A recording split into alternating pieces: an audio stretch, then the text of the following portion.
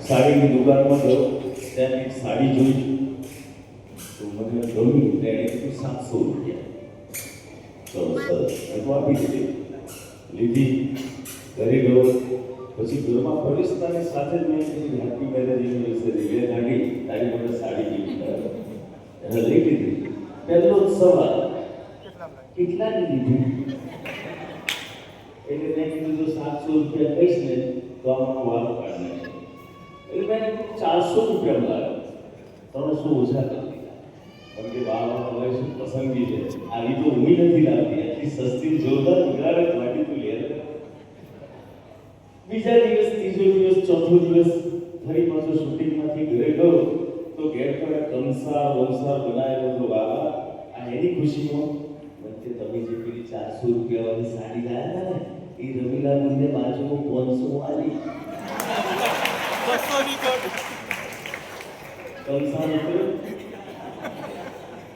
ના ઉતરે. આજકાલ હેડતે જતા લોકોને લવ થઈ જતા હોય છે. લવ કરો એના કરતા 2 વીઘા ઘઉં કરજો તો એ આગળ વધશે.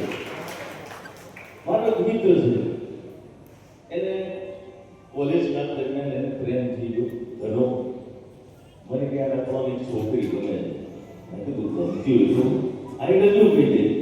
મને કે હારી દે છે કે મારે તો મેં તું તારે રાખડી રાખવાની, આઈ લવ યુ બેન એમ કે તાકે એ બેન જે ના પડે લગ્ન કરવું છે લાઈફ પાર્ટનર બનાવે તો બધું ડેરી જોઈએ. તો ઘણા ડેરી ગયો છોકરી સામે એને કહે છે કે એક વાત કહું, તાકે બોલ, મારી સાથે બોલવું છે. આપણે પહેલા જમાનામાંથી તો ઘણા સમય પહેલા આપણે આવું કરતા, ચિઠ્ઠી કબૂતરવાળી ઘટનાઓ, પછી કોઈ નાના છોકરાને પકડાઈ એના ચિઠ્ઠી આપી જવાના